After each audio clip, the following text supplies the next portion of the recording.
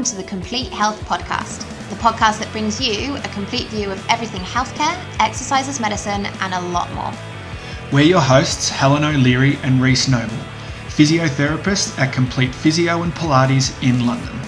This is episode 6, the last of our 3-part chat with Physio and Pilates instructor Annabel Hawker. In this episode, we're going to chat about all things to do with horse riding injuries. Another eye-opening chat for me here. I never knew there were so many differences and subtleties between the different types of horse riding. We hope you enjoy. Hello and welcome to the Complete Health Podcast. I am your host, Reece Noble. I'm here with my co-host, Helen O'Leary. Good morning. Good morning. And with our wonderful guest here, Annabel Hawker. Hi, Annabel. Hello. So this is part 3 of our chat with Annabel. If you want to go back and have a look at part 1 and 2 of our chats with Annabel, we go through clinical Pilates and also multi-directional instability of the shoulder. And I've learned a whole heap out of the first 2 chats, so I'm really looking forward to this third one today. Reece is now going to become a Pilates instructor. A Pilates instructor and a shoulder expert. My course of my career has changed in the last hour. And the third part of our chat today with Annabel is looking at another one of her passions, which is horse riding.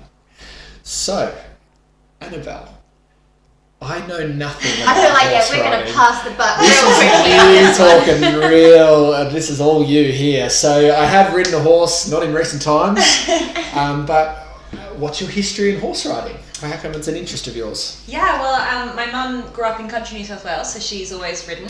And we actually lived here when I was a little kid in the UK. I lived in Surrey, and every proper little girl learnt to ride a pony. So off we went to ride our ponies. This is like 30 years ago. What happened to the properness? And so, I started at the local riding school when I was 4. Wow. And have been riding basically ever since. And then when I finished school, moved into more of a show jumping. The show jumping side of things, which is for those of you who don't ride, jumping horses over coloured sticks in an arena. What you see in the And Olympics try every not to 4 hit them. years. Yeah. So there's 3 Olympic disciplines for horse riding. So there's dressage, which is kind of like the horse ballet. So that's the one for horses. So yes. Well, not agility so much. It's like pretty movement. So it's the one that the UK did really well in recently. So I'm the only UK person here. So so Carl Hester and Charlotte Joargen, so Charlotte won gold at the London Olympics in dressage. There you go. There we go. So Hometown girl. yeah, so there's dressage and there's show jumping, and then there's eventing, which combines dressage, show jumping, and cross country, which is the one where you gallop around in the field, jumping over logs, galloping through water, which is the one us Aussies tend to be the best at. I think because we're the most gung ho potentially. Cowboys. No sense, no feeling. As my mother used to say. Exactly. So that's not what I personally do, because I'm a big wuss. So I used to just jump over the coloured poles. But yeah, it's a real lifestyle decision. It's a very time-consuming thing, and I think that's how I got into it because you have a very specific set of injuries that you see horse riding, and it's not hugely well managed because it's a very specific movement patterns that you need, and it's a real mix between a lot of finesse, but then a bit of brute force, and then obviously also the traumatic injuries where you fall from a great height at speed. So there's a lot of different factors going on. So you sort of touch on your injuries. So what are the most common injuries you see? Is it more trauma? Is it more overuse? And what do they tend to be? Yeah, so I'd say probably for most riders, they tend to push on as long as they can. So most of the time you'll be seeing them when they've had a traumatic injury. So they've fallen off their horse, they've dislocated their shoulder. So probably the most common I've seen would be dislocated shoulders or broken collarbones. Nasty broken ankles. So tibia and fibula fractures with displacement, like those kind of ones where because they're getting caught in a stirrup or because they're hitting the ground? Either. So it can be getting caught in the stirrup, or it can be kind of trying to bail out when the horse is being naughty, ending up landing on one foot from a great height, and then the whole body twisting on top of it. Thanks for that.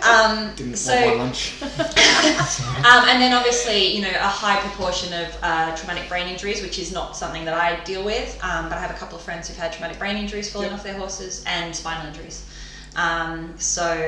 Broken necks, broken backs, broken pelvises. So, for example, I have a friend whose horse blew an aneurysm, so died cross-country mid-gallop. The horse. Wow. So it then collapsed mid-gallop and then flipped on top of that. So you're looking at a nasty compound elbow fracture dislocation, a collarbone fracture, a pelvic fracture, a cheekbone fracture. So you'll often see that it's like a car accident. This so is a really good advert for horse riding. Oh, moly. So you'll see potentially these really complex issues. And that will often be when they finally come to see you, and you start to rehab it, and then you realise, okay, actually they've had some issues in the past potentially. But often then as well, they might have, say, broken their ankle, a fairly simple broken ankle, and as a rider, you're like, well, I'll put it in the cast for 4 weeks or 6 weeks, and then I'll just jump straight back on and I'll be fine. Literally back on the horse. And so to ride, you need a fair amount of ankle dorsiflexion, because you have your ball of your foot in the stirrup, so you need to be able to get your heels down, depending on the type of discipline you do. So dressage, you have your knees more straight, more extended, and a longer stirrup, so you don't need quite as much relative ankle dorsiflexion. Whereas if you're show jumping, you're in quite a flex position, you have quite short stirrups, so you need quite a lot of ankle dorsiflexion. And that's where you're weight bearing, in a dorsiflex position, and that's your cushion, is your ankles, your knees, and your hips. Jockey would be even more, wouldn't Jockey would be even more, but they actually, because they're so flexed in their knee, in some ways their foot isn't like quite. They have their knees together. They're up off the horse's back, so they're actually cushioning more through knees, and they're bringing their knees into significant adduction, and so they actually jam in this way. So they actually have the opposite movement pattern to all other riders, which is a much more because you're obviously around the horse, so you're in an externally rotated hip position. There you go. Just taught me something different. Yeah, so I had a jockey who had a patella fracture. He was riding with a patella fracture. So a patella in 2 pieces, because he could lean on his other leg enough that he didn't have to use, whereas you couldn't post to the trot with a patella fracture, because you're basically doing a repeated sit to stand. Of course, yep. So it's quite different. So does that mean you generally won't see a horse rider until the point where they just can't horse ride? Correct. So it'll get to a stage where they can't ride Sounds like anymore. a runner. Yeah. Or alternatively, they'll have had someone come and look at they might have 3 horses or something, and all 3 of their horses are crooked in the same direction. And their horse chiropractor or horse physio or their coach will go, there's something clearly wrong with you that's causing all 3 of your horses to be crooked. And so they'll come and they'll go, what am I doing wrong? What's happening? Okay. Or they'll have their horses for dressage, for example, they won't half pass one direction. And it turns out that they've shifted, so they're driving their seat bone into the saddle when they should be lifting their seat bone to allow the horse to bend in that direction. So the horse is that perceptive to what the rider's doing that it can... They've moulded to fit, literally. Yeah, well, and at the end of the day, so something like dressage, we're asking the horse to basically do ballet. So to be like if you were partnered with a...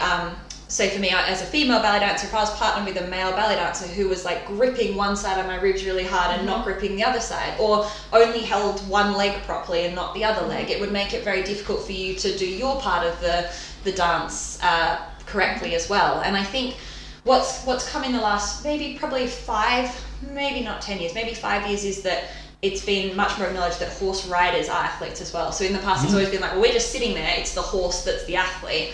But you can really affect your horse's performance by optimizing your level of stamina and condition and strength as well.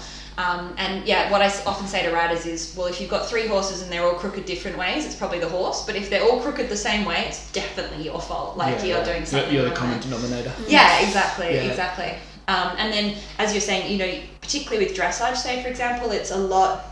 You've got your aids, so you have a few aids. You have your leg aid, you have your seat aid, you have your hand aid, and you have your voice aid. They're probably the main 4 aids. So when you say aid, like so to ways tell the you're horse what to communicating do, with ways the horse. to communicate to the horse. So your communication channels. So with dressage, the idea is to look as effortless as possible. So you're not going to be wailing away. So and particularly when you're trying to move the horse from side to side, you're actually using your seat. So a lot of particularly dressage riders, but lots of horse riders have pelvic issues. So they're doing lots of rotation of their pelvis or small discrete shifts or those sorts of things, and then coupled with the fact that you fall off every so often and you're probably bashing your pelvis around a fair bit. I was just about to say, it's nice to know there's not an injury that involves falling off the horse, but then you went to the fall, you went there.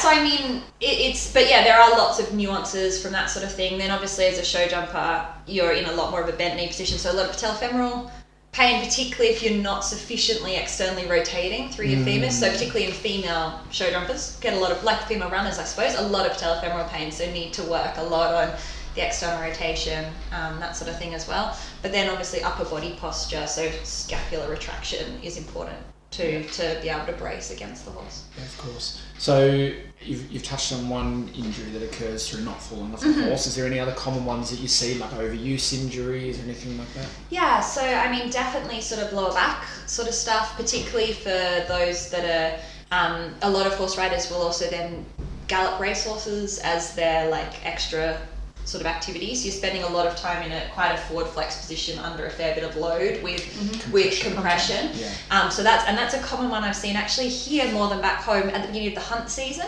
A few people with acute discs, so they've not ridden all season. They live in London. They've gone home to mum and dad's, jumped on their hunt horse and gone out hunting for 3 hours in that bent over kind of semi squat position, galloping, and have then had an acute episode of either non-specific low back pain, but I've had a couple of acute discs from that as well. So so that's another one. And then I suppose the other thing is just it depends on whether your horse is boarded or whether you're looking after your horse, but obviously there's a lot of manual labour that is involved with so it's not horses just the as well. so There's the skipping out the boxes, so mucking out their boxes, cleaning the tap, carrying heavy water buckets, throwing hay. So there's all those sorts of things, but I'd say probably back is a really common one, and back pelvis would probably be the most common, in knees. And then if they've had a previous ankle injury, which a lot have, then ankle pain too. Ankle pain. Yeah. I guess it's like anything, it's that start of that movement chain, isn't it? So yeah, exactly. And then it also depends a lot on your horse as well. So, if you've got a horse that's very strong, often you'll then get sort of repetitive strain up in the upper body if you're hauling on your horse all the time. So can get even like, I used to get a triceps tendinopathy after riding one of my horses a lot, because you're sort of pulling down a lot. Yep. And what does a horse weigh? 400 kilos, 500 kilos? Depends. Yeah, my big one was 650, 700 kilos. So it's 10 times, like, it's 10 times my body weight. Yeah. So his head is probably my body weight. Wow. So and when you think about that, it's pretty amazing that they let us just sit up there. Like, there's no way that you can brute force a horse into doing something. No. Like, you just physically, no matter how strong you are, you can scare them because they're flight animals. So if a big strong man hits them, they're going to get scared. But actually forcing them, like pushing them over, they're just going to stand there and look at you. Yeah. Not a thing. So it's very interesting from that perspective. And then obviously there's the injuries that happen on the ground, because they are flight animals. So, I mean, I dislocated my finger because my horse got a fright and I got my fingers caught in the lead rope and they pulled off. So it's things like that which can happen too. And often a lot of people I know, their worst injuries have happened when they're on the ground and you sort of not concentrating and not on your game. A lot of associated stuff that goes with it. So I feel like there's a lot of injuries involved in horse riding in general. So what can you do to prevent it?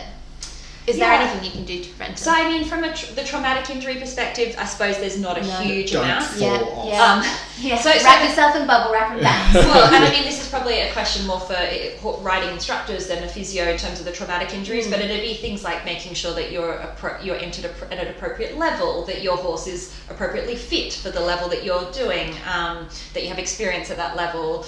And then things like that, so for example, I had one horse that was really naughty the first show I took him back for. So you'd then, lunge him before you got on, you'd make sure you're with someone else when you walk to the arena. So there are strategies you can employ to try and reduce those traumatic injuries. In terms of preventing more the overuse kind of things, definitely Pilates is fantastic for riders.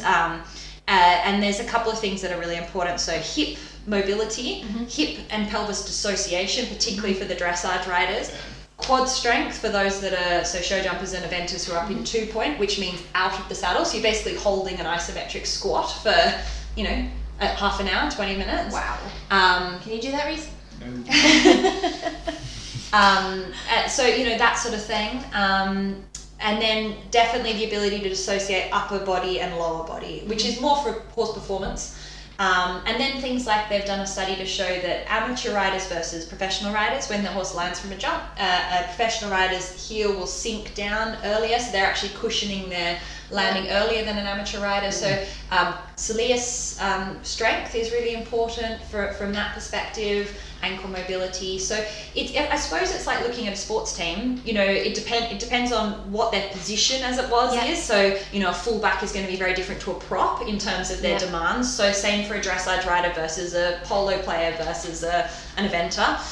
Then looking at what sort of horses they ride, what size of horses they ride, what size they are as a rider, what equipment they use. So if they've got their horse in a heavy bit, the horse obviously pulls, so they're going to be getting pulled forward. So there's things like that to look at, and then working out what their general level of condition is as well. But back extension is a really important strength one as well. So it's kind of a whole body situation. So do riders tend to go to the gym and lift weights, or is there, because in my head, like, jockeys are, they're small, they're quite because you want to have as little body weight as possible. So I suppose jockeys are probably different to performance horse riders in that perspective, because they have to be as light as possible. So they, a lot of the jockeys I know are very fit, but they'll run or cycle. So they're trying to keep their cardiovascular fitness up, but their weight minimal. In terms of performance horse riders, I'd say, like I was saying, I think earlier, there's been a massive cultural shift in the last 5 to 10 years where horse riders have realised actually we are athletes as well, and we can optimise our horse's performance by being as light and controlled on their back as possible. And so, you see a lot of riders now doing a lot of off-horse work, a lot of cross-training. So Pilates, balance work, standing on fit balls, doing squats on fit ball, like pretty amazing balance work stuff. I feel like we need to YouTube this. There's some amazing YouTube videos, and then even training on horse, so using things like TheraBands instead of stirrups to really help you get your depth and get that ankle spring happening. And back home there's a company that I did a bit of work with that actually does analysis of you as a rider and you as a horse, like real-time analysis, which then looks at your asymmetries on the horse, then does an off-horse assessment, and then combines them together. So it's like watching a footy player run around the footy pitch and then go, right, why do you only kick with your left foot when you're running this way and your right foot when you're running this way? Okay, hang on. Is there a strength deficit? Is there a movement deficit? What's going on there? But it's a super interesting field because it's so multifactorial, and like MDI, I suppose, every person is different because every person will have a different horse. So it's a partnership, and you're dealing with another athlete as well. So it makes it very interesting to manage. But I'll often get them to bring footage in of them riding, so I can get an idea of what sort of loads they're going to be going through. But I would always do ankle, hip, knee mobility assessment, lower back, and then like a single leg squat is always a really good one as well.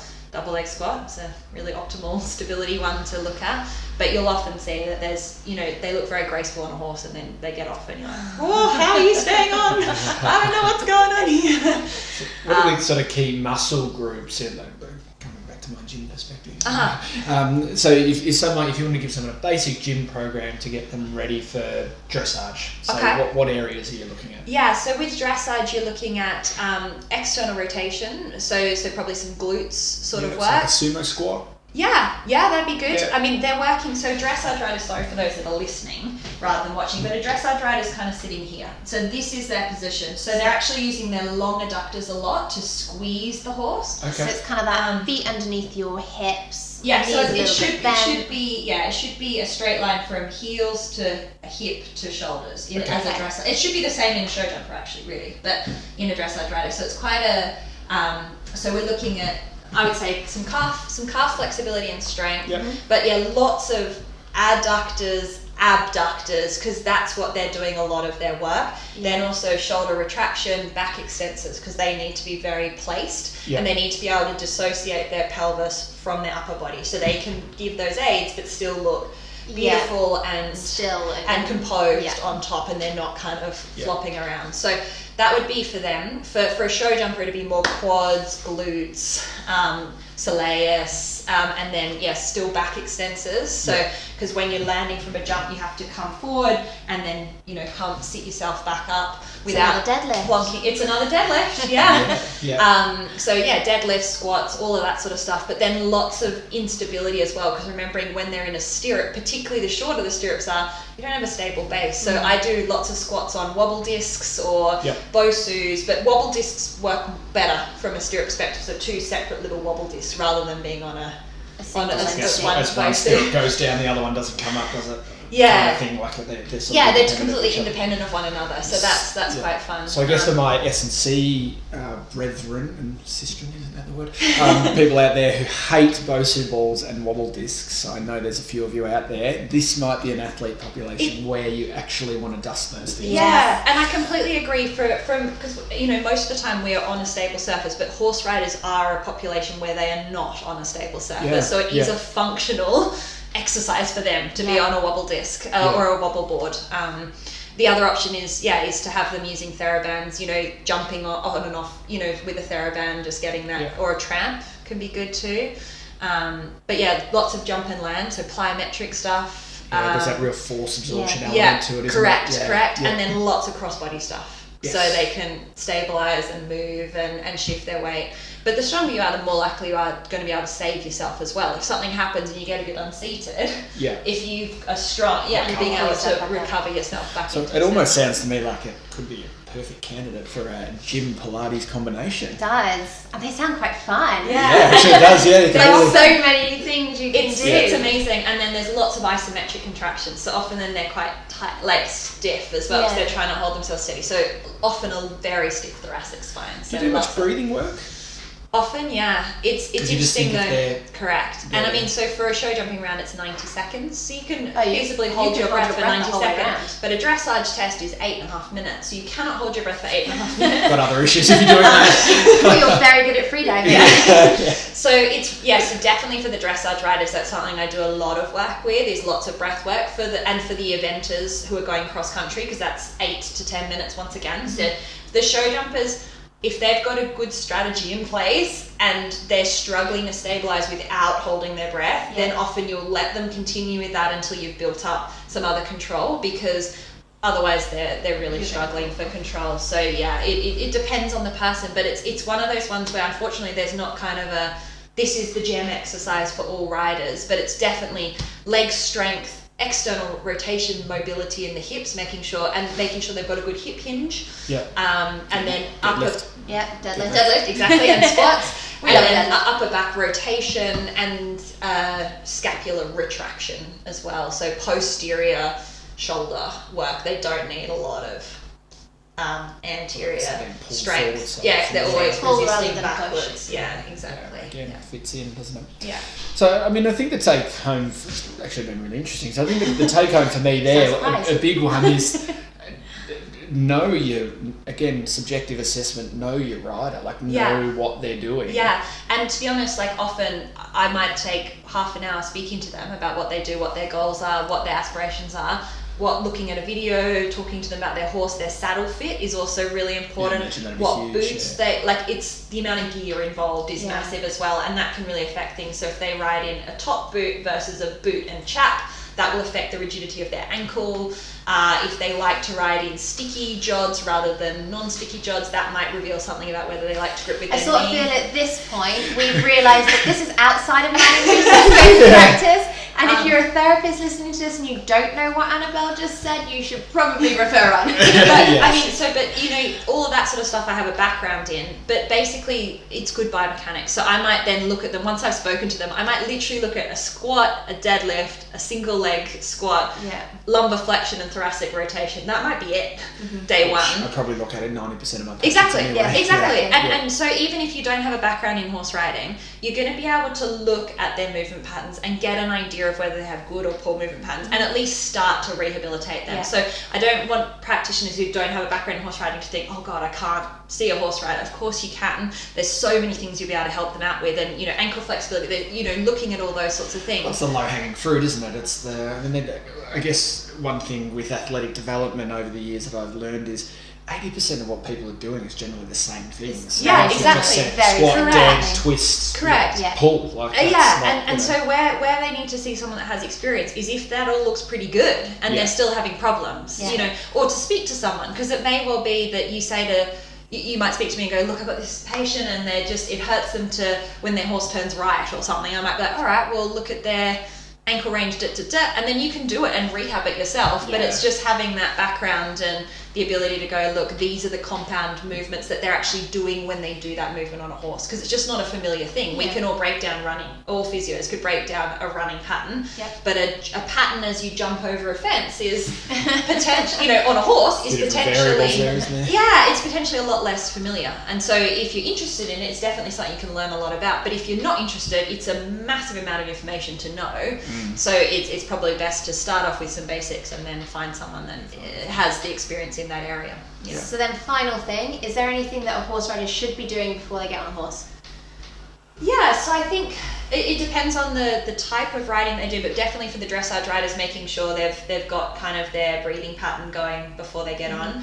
And it depends a little bit horse rider, but I normally advocate some lower body mobility stuff, so some dynamic kind of, almost like a football warm-up, right? So doing some opening the doors, some closing the doors, some thoracic mobility, and then some ankle mobility if they're a show jumper and they're particularly stiff. But often as well, if they've got, a lot of horse riders have pelvic issues. So doing some either some squats or some sort of cueing exercise for their pelvic muscles can be really, really good as well.